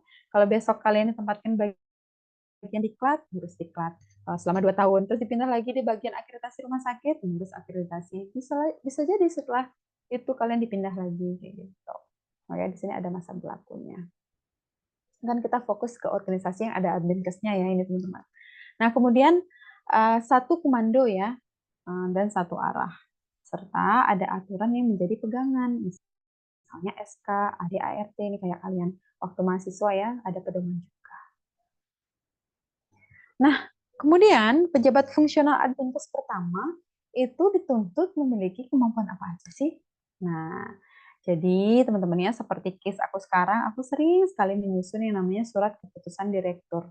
Artinya mengatur tentang rancangan tugas, wewenang, tanggung jawab, pelaksana program. Program yang mana? Program yang tadi kita bahas sebelumnya, teman-teman.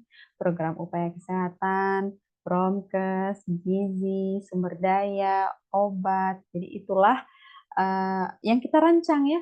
Ini orang bertugas di bagian mana? Apa wewenang dia? Tanggung jawab dia apa aja, batasan wewenang dia apa aja, kayak gitu. Itu yang kita rancang, teman-teman. Makanya tugas sebagai adminkes itu tidak akan terlepas dari laptop, teman-teman, atau komputer. Karena kita lebih banyak bekerja di depan layar, ya, di belakang layar, di layar organisasi, tetapi di depan layar laptop atau komputer, kayak gitu. Kemudian selain kita menyusun, kita juga menyajikan rancangan tugas, wewenang, dan tanggung jawab pelaksana program, teman-teman. Kemudian setelah kita menyajikan ya, misalnya nih kalian susun nih SK-nya. Kalau udah susun, oh orang ini, orang ini, orang ini, kan udah kalian plotting nih orang-orangnya di dalam SK. Kemudian kalian sajikan dalam bentuk dokumen SK draftnya. Setelah kalian menyusun draftnya kan harus ada uji coba nih. Nah, uji coba ini biasanya ya dilakukan dengan cara ya mensosialisasikan. Nah, jadi uji coba ini bukan berarti seperti ujian praktek gitu ya. Si tenaganya itu kita simulasi melaksanakan tugas tidak seperti itu. Tapi uji coba ini itu biasanya ya dalam skup atau cakupan mensosialisasikan. Cocok nggak sih A, B, C, D, orang A, B, C, D ini ditempatkan di posisi ini? Gitu. Jadi kita diskusikan itu, kita uji coba nih dengan bidang yang lain. Oh nggak cocok, harusnya si C gabungin aja dengan di bawah departemen ini aja, jangan ditaruh di sini gitu misalnya. Jadi kita uji coba, kita diskusikan gitu. Setelah kita uji coba nih, setelah kita diskusikan begitu ya, dalam artian kita melihat pantas nggak orang ini ada di kelompok ini, pantas nggak orang ini ada di kelompok kerja ini, kompeten nggak dia, kayak gitu. Jadi kita setelah menyusun ini kita nggak langsung sahkan ke direktur, teman-teman. Nih kalau case di rumah sakit atau di puskesmas, kita nyusun orang-orang yang di tim, kita nggak langsung bawa ke kepala puskesmas, teman-teman. Tetapi kita harus diskusikan ke semua bidang. Apalagi kita nyomot-nyomot nama orang ya di dalamnya. Jadi kita diskusikan ya dengan atasannya. Misalnya si A cocok nggak di tim ini atau kita pindah ke tim B aja. Nah, seperti itu namanya uji coba, teman-teman. Bukan berarti kita praktikum ya, tapi kita menguji cobakan si SK yang udah kita susun nih kepada pihak yang lebih berwenang ya, yang memiliki SDM tersebut. Kan kita nyomot-nyomot nih SDM-nya. Nah, kemudian hasil uji cobanya kita sajikan ya, kita menyajikan. Nah, jadi kita menyajikan dalam bentuk SK yang sudah final, gitu teman-teman. Mulai dari menyusun, menyajikan rancangannya, kemudian melaksanakan uji coba, kemudian kita menyajikan lagi hasil uji cobanya. Nah, mudah-mudahan menjawab ya Kak ya. Ya, kita juga melaksanakan MIKS. Oke, contohnya seperti apa? Ini pekerjaan aku yang sekarang ya, teman-teman aku jadiin contoh. Di tempat aku bekerja itu ada 2 adminkes, aku dan juga seniorku satu. Kakak kelas aku dulu di kampus. Nah, kita berdua itu sama-sama menyusun SK untuk panitia akreditasi rumah sakit. Nah, ketika kita menyusun, kita itu memasukkan nama-nama orang yang menurut kita layak. Menurut kita ya di bidang kita, oh ini nih yang masuk ke tim jadi ngurusin pokja ini ngurusin pokja ini ngurusin pokja ini gitu. Jadi setelah kita susun tuh, kan belum semua orang tahu nih teman-teman. Kita harus sosialisasi. Jadi aku biasanya sosialisasi lewat morning report teman-teman. Jadi secara Zoom Ya, kita sampaikan, kita udah nyusun draft SK seperti ini, orang-orangnya ini, kan semua orang tahu nih jadinya, semua kepala bidang yang ada di rumah sakit itu tahu. Nah, setelah mereka tahu, kan kita artinya melakukan uji coba nih ya, teman-teman, setelah kita rancang, kita uji cobakan. Mereka setuju nggak dengan ini? Atau ada yang harus dipindah? Misalnya si A kita pindah ke tim yang lain gitu. Jadi siapa-siapa kita kondisikan. Nah, setelah udah dikondisikan nih orang-orangnya udah pas artinya, oh yang nanti tim dokumentasi kita kasih ini aja, si A karena dia pinter desain, dia pinter ngedit video gitu misalnya. Yang sebelum kita taruh di kelompok A, kita pindah ke kelompok B karena dia di kelompok B ini nanti akan bertugas untuk dokumentasi kegiatan akreditasi. Jadi kita uji coba kayak gitu terus ya. Biasanya nih proses uji coba yang paling lama waktunya, teman-teman. Nah, nanti setelah udah final nih, semuanya udah setuju nih. Semua kepala bidang udah setuju dengan apa yang udah kita susun. Nanti aku bikin lagi finalnya. SK-nya udah jadi, aku bawa ke bagian umum untuk kemudian disahkan oleh direktur rumah sakit. Kira-kira seperti itu teman-teman ya, gambaran dari uji cobanya. Kalau di lapangan seperti apa? Ya seperti itu ya. Kita kalau membuat suatu kebijakan juga kayak gitu teman-teman. Membuat laporan juga seperti itu. Kita merasa, laporan ini kayaknya udah perfect nih, aku nggak mau lagi edit gitu. Tapi nggak boleh ya, laporan itu harus dicek dulu sama atasan. Kalau ada revisi harus diperbaiki lagi. Itu bentuk uji coba juga teman-teman. Kita uji coba nih laporan kita udah sesuai nggak sih? Gitu. Oh ternyata enggak. Dikasih feedback lagi sama atasan, disuruh ngedit, oke diedit lagi. Kita revisi lagi, kita konsulkan lagi, kita uji coba lagi. Oh ternyata ada revisi lagi, ya udah kita selesaikan lagi. Sampai akhirnya mengajukannya gitu teman-teman. Ya, mudah-mudahan ada gambaran. Karena kadang-kadang bahasa di modul kan sedikit apa ya? Kalau aku bilangnya sih agak gelu gitu ya, agak serem gitu. Padahal sebenarnya ketika di lapangan nggak seserem itu sebenarnya. Mudah-mudahan menjawab. Kita lanjut. Nah, di sini sebenarnya hampir sama ya dengan yang aku jelaskan tadi. Jadi kita intinya menyusun rancangan ya, kemudian kita sajikan, kemudian kita uji coba, kita sajikan lagi.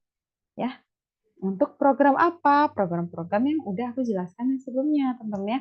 Ada program upaya kesehatan masyarakat dan perorangan, gizi, kemudian sumber daya, obat, dan juga lingkungan atau perilaku sehat.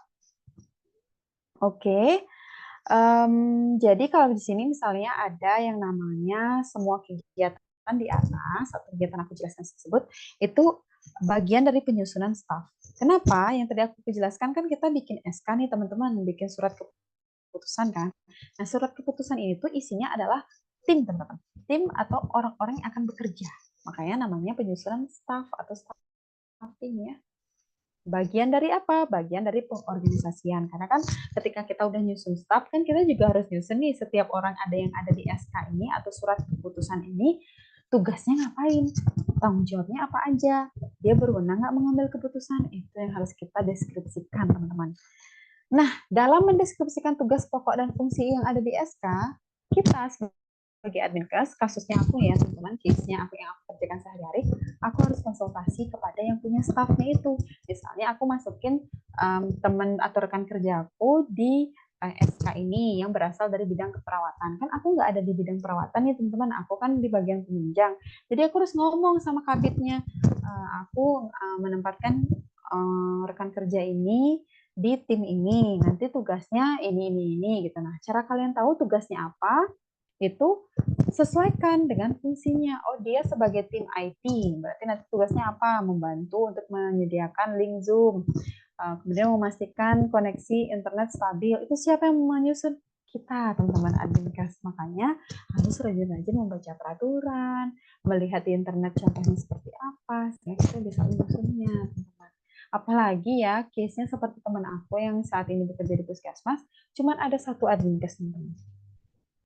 Sehingga dia merasa kayak sedikit culture shock ya. Kalau misalnya pekerjaan adminkes tiba-tiba sebegitu gambreng banyaknya ya, dan tidak ada teman untuk diskusi. Tapi nggak apa-apa.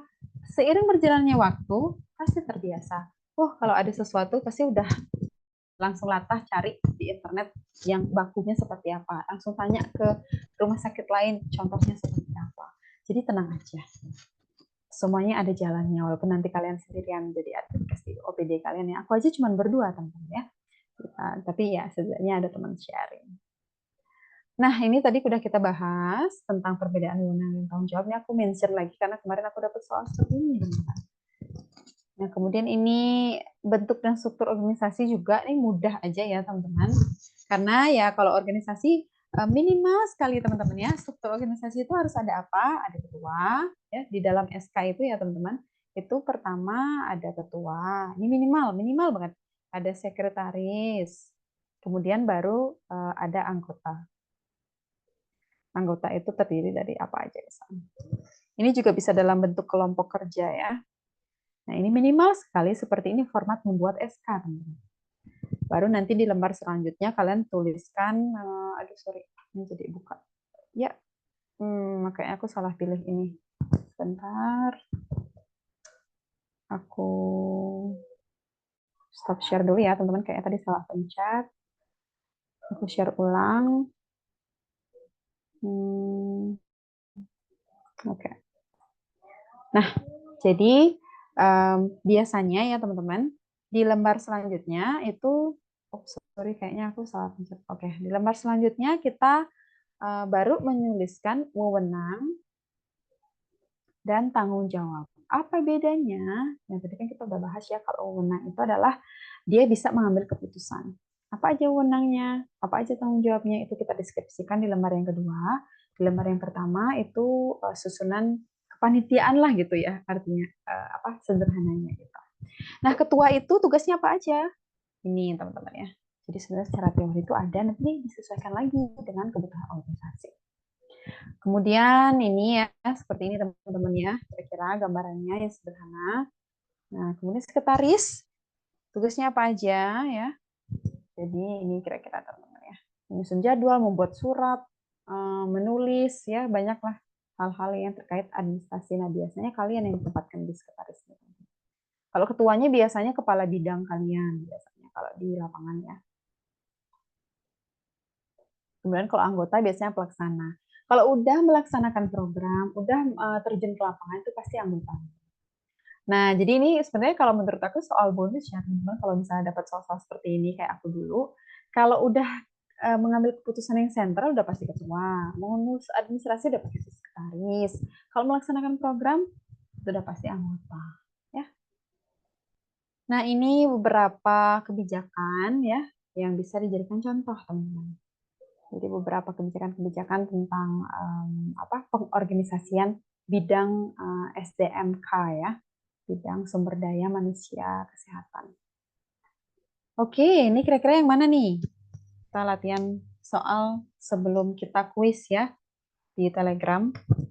Atau ada pertanyaan lagi dari teman-teman yang mungkin belum jelas, atau ada yang ingin dikonfirmasi, atau ada yang ingin dipastikan lagi, bisa teman-teman ya. Kita bisa diskusikan. Atau ada yang mau tanya-tanya di luar topik hari ini juga boleh. Oh ya, kemarin aku kayaknya janji mau kirimkan format SOP ya teman-teman. Masih aku mintakan ke bagian umum di tempat aku bekerja. Nanti kalau misalnya udah dikirimkan akan aku share ke kalian ya. Dan udah izin juga untuk share ke kalian dan diizinkan. Karena itu sebenarnya formatnya baku teman-teman dari Kemenpan RB. Cuman kita modifikasi untuk kesesuaian tata naskah di provinsi tempat aku bekerja. Ya, benar. Jadi, pengorganisasian itu kan staffing. Jadi, kita mengorganisasikan, seperti istilahnya, nah gini teman-teman. Jadi, kenapa seorang adminkes itu diharapkan punya skill untuk menempatkan orang di suatu kegiatan tertentu. Karena sebenarnya adminkes ini seperti apa ya, diharapkan punya skill untuk mengetahui, oh orang ini cocok untuk mengerjakan hal ini. Orang ini cocok mengerjakan hal ini. Makanya kalau kalian nanti menjadi admin cash ya di instansi tempat kalian bekerja, kalian itu diharapkan bisa juga mendeskripsikan misalnya tim notulen gitu misalnya, tim notulen untuk akreditasi rumah rumah sakit. Kalian harus tahu deskripsi kegiatan itu apa aja. Misalnya tim notulen pertama menyiapkan format notulen yang seragam. Kedua mencatat eh, apa ya, perbaikan atau rencana strategis yang dikatakan atau disampaikan oleh surveyor akreditasi. Ketiga, gitu. Jadi kalian harus melatih untuk mengetahui deskripsi dari masing-masing pekerjaan itu, teman-teman. Pekerjaan dari tim itu. Nah, selain kalian menempatkan orang, ya, staffing, kalian juga harus mendeskripsikan wewenang dan tanggung jawab dari setiap tim yang ada di dalam surat keputusan itu. Gitu kira-kira, ya. Nah, dan juga ya teman-teman, itu biasanya yang mengambil formasi adminkes ini kebanyakan itu memang ditargetkan kan jadi ya nggak semua orang juga ya berminat. Ini kan tergantung minatnya. Jadi ke depan targetnya itu ya memang kenapa sekarang tuh direkrut banyak sekali adminkes, karena nanti targetnya adminkes inilah yang membuat keputusan atau jadi pejabatnya teman-teman. Sedangkan teman-teman yang pelaksana ya, yang artinya di level P3K dan juga nakes-nakes yang langsung berurusan dengan pasien yang lebih banyak di bidang servisnya, pelayanannya gitu. Kalau Adinkes ini karena sudah dari awal masuk ke bagian manajemen ya ditargetkan untuk membuat keputusan gitu. Makanya dari ahli pertama dilatih dulu nih, dilatih caranya staffing, dilatih caranya mengidentifikasi pekerjaan sebelum nantinya maaf nih, kayak ada noisy suara-suara. Sebelumnya nanti kalian ke muda dan juga ke madya sampai ke level kalian bisa drafting kebijakan. Itu arahnya. Makanya dari ahli pertama udah di target ya bisa memimpin begitu istilahnya. Mengatur dan juga memimpin walaupun nggak semua orang minat ya. Mungkin aja satu atau dua dari kalian minat nanti jadi pejabat struktural. Bisa pindah ya dari fungsional pindah ke struktural bisa. Dari struktural pindah ke fungsional bisa juga, tapi agak sedikit sulit teman-teman. Kalau fungsional ke struktural gampang aja. Kalau kalian punya kompeten bisa ikut ujiannya nanti untuk pejabat tinggi bisa. Tapi kalau dari struktural kalian jadi pejabat terus tiba-tiba kalian pensiun gitu ya. Dari pejabat itu bukan berarti pensiun dari PNS-nya ya teman-teman atau ASN-nya. Tapi nanti kalian mau pindah lagi nih ke fungsional karena usia pensiunnya lebih tinggi. Kalau misalnya struktural kan 58 tahun tuh. Kalau misalnya fungsional kan 60 tahun maksimal, atau kalau misalnya kayak dokter bisa sampai utama nih, kebetulan Adventist cuma 60 tahun ya teman-teman. Nanti kalian mau pindah lagi nih biar sampai 60 tahun, 5 tahun lagi ya walaupun udah uh, lansia begitu ya, masih pengen kerja gitu. Nah, itu bisa asalkan kalian ikut UKOM ya. Kalau struktural kan nggak ikut UKOM ya teman-teman. Kalau fungsional wajib ikut UKOM. Gitu. Kalau nanti nilai UKOM kalian memenuhi, bisa kalian berproses ke fungsional. Jadi sekarang sifatnya dinamis, nggak kayak dulu teman-teman. Sekarang kalian mau jadi fungsional biasa, mau jadi pejabat pindah ke fungsional, itu bisa. Ya, gitu. Ini sekedar informasi aja supaya kalian memantapkan diri ya. Along the way, mau jadi adminkes, nanti bisa ancang-ancang juga aku mau berkarir di mana gitu. Tenang aja buat teman-teman P3K juga, aku yakin ke depan peraturan semakin dinamis dan pasti akan juga diatur bagaimana jenjang karir kalian di pemerintahan gitu. Jangan khawatir karena undang-undang ASN kan baru aja direvisi nih tahun lalu ya 2023. Jadi harusnya ke depan akan semakin baik lagi lah sistemnya ya untuk kita semua ya. Di lingkup ASN kan kita harus bekerja sama ya. Oke, terima kasih partisipasinya. Jawabannya D. Ini persis sekali soalnya seperti yang aku temui dulu di tahun 2021. Oke, segitu dulu untuk kelas sesi hari ini. Mohon maaf ya kondisi tenggorokan aku kayaknya agak kurang prima ya hari ini. Mudah-mudahan tidak menghalangi live sesi kita hari ini dan penyampaiannya tuh tetap bisa diterima dengan baik dan menjadi bekal buat teman-teman sekalian nanti tes ASN-nya. Kita belum tahu kapan, tapi mudah-mudahan bisa segera buka ya supaya menunggunya nggak terlalu lama ya. Kamu lapar juga tadi. Oke, Kak boleh saran nggak? Ini kan kelas pembiayaan perencanaan dakwah fisik nggak ada kelasnya, jadi belajar pribadi.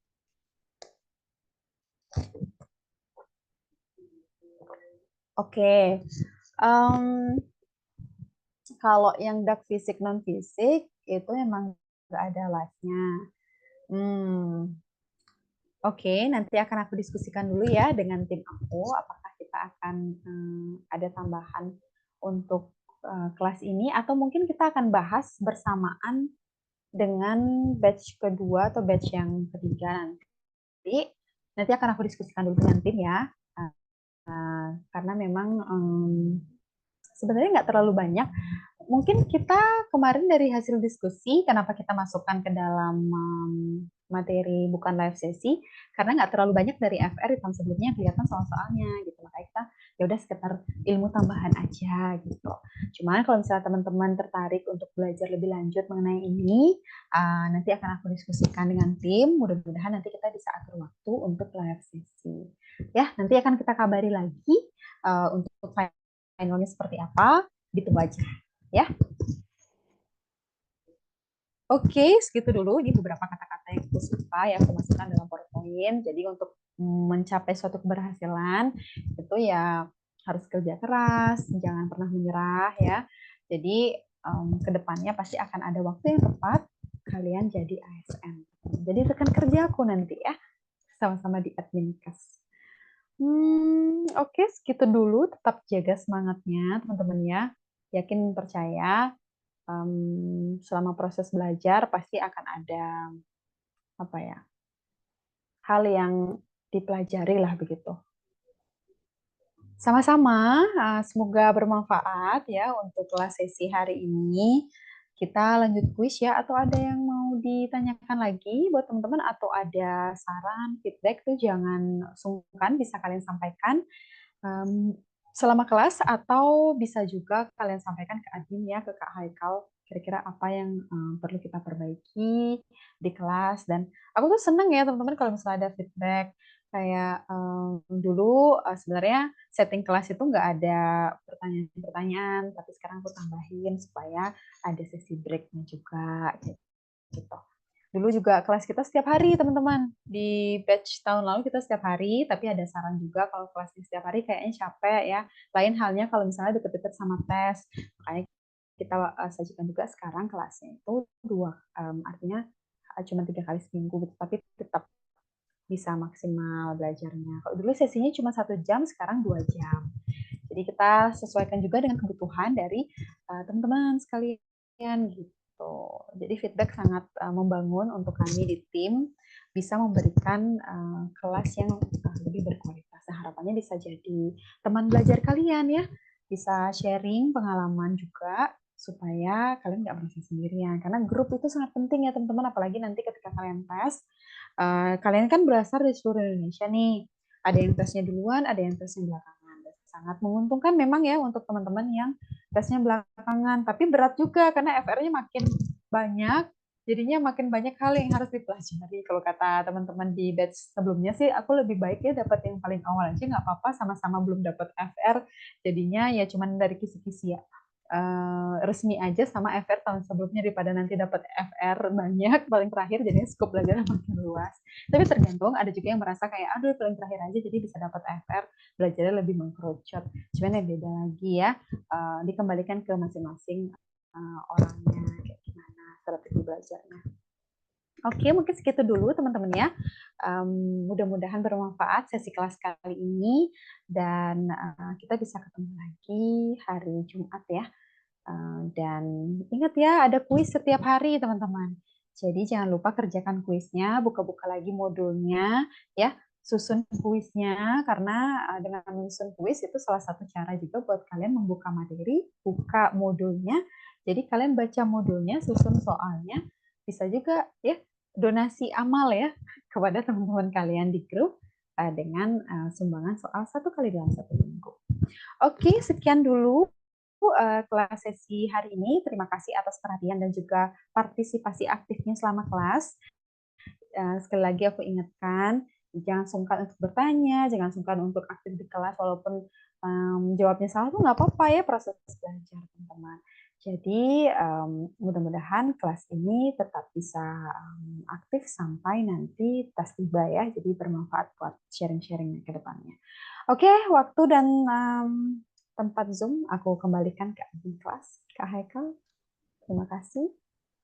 Terima kasih Kak Widya atas kelasnya untuk malam ini. Mungkin untuk mempersingkat waktu, kita langsung saja ke Telegram karena hari ini tidak ada yang mengirimkan kuis. Kami sediakan kuis dari kami. Ada 90 soal. Saya mulai sekarang langsung aja. Bisa live juga. Terima kasih untuk partisipasi